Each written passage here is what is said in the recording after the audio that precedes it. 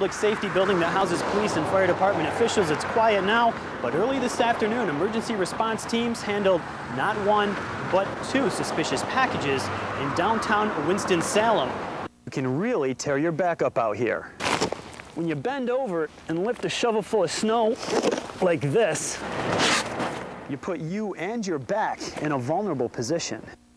Now, a couple of tips to keep in mind as this next system approaches. If you do end up shoveling, stretch, limber up a little bit before you go out to shovel. Treat it just like you do any other form of exercise.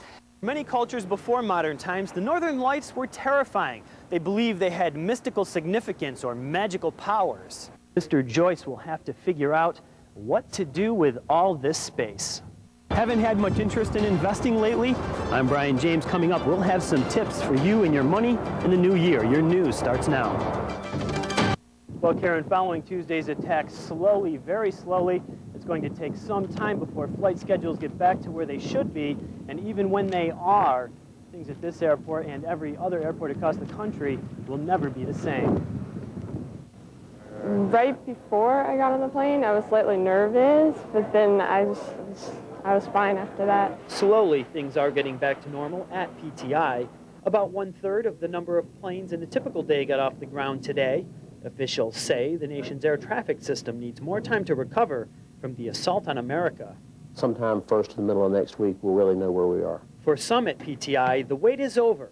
And although the extra security measures are alarming, just about everyone is relieved by the precautions. I'm not too concerned about it. I feel like anything that can reasonably be done to prevent this from happening anymore is certainly happening now. For every passenger who's not nervous, there's a loved one waiting on the ground who is.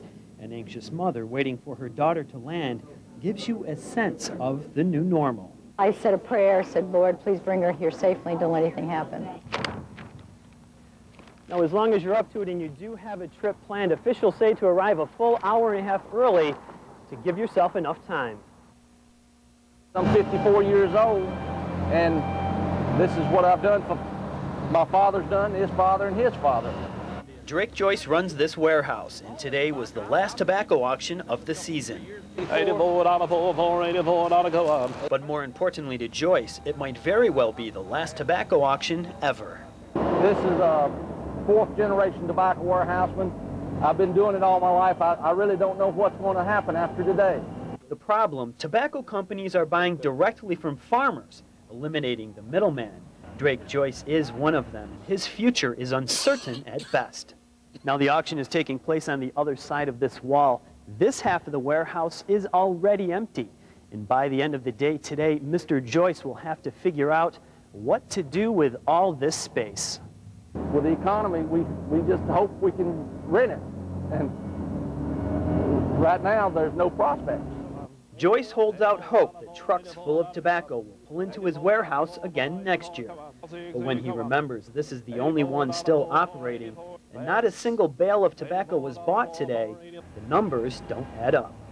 It looked like to me a country way of life is coming to an end today. It's been around for 133 years. In Winston-Salem, Brian James, ABC 45 News.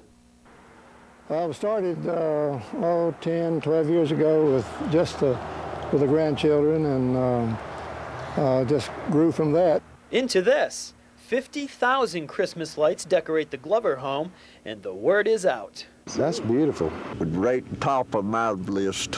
People come from all across the Piedmont just to catch a glimpse. This really impressed me, yeah. It made my Christmas. Some need to share the secret with others. We have been to see this house once before this year, and we thought it was so pretty, we brought some more people to see it. Cars drive slowly up and down the street all night long. Neighbors don't seem to mind at all. We've lived here for 3 years, right across the street, and we love it. We wouldn't have it any other way. Some people like the house so much, they want to take it home. A snapshot might come in handy later to get in the holiday spirit. Just to put up and hang on the tree, or, just to be Christmassy. Each year there are more and more lights. This Christmas tree forest grew from 3 trees last year to 9 trees this year. The question is, what will people find next year? I don't know. I'm trying to slow down a little bit, and I don't know, I just don't know yet. Brian James, ABC 45 News. The Piedmont has been left high and dry when it comes to rainfall in 2001. So far, we are 9 inches below normal without a major rainfall on the horizon. Could things become worse? Absolutely. To give you an idea how low water levels are, Lake Townsend is about 3 feet below where it should be. In fact, right here where I'm standing, I should be waist deep in water. So we buy about 5. Alan Williams oversees the water supply for Greensboro, and for him, memories of the '98 drought are rushing back. Now he's urging residents to stop using water wastefully. The thing that we're requesting most is that people stop watering established yards. This time of the year, that grass is going to be going dormant here shortly anyway. Now there's enough water to last Greensboro 180 days.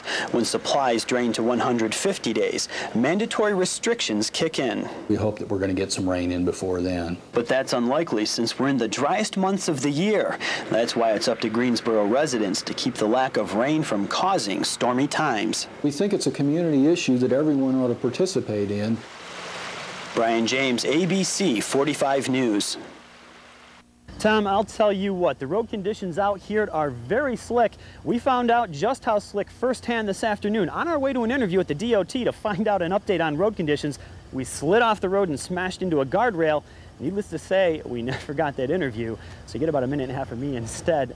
Stay home, the roads are dangerous. Now, I spoke with Robert Presswood of the Winston-Salem Streets Department on the telephone this afternoon. He says they're reasonably happy with the condition of the main arteries that run through the city, although they are fielding a lot of telephone calls from people in residential areas saying, hey, when are you guys going to get to my roads?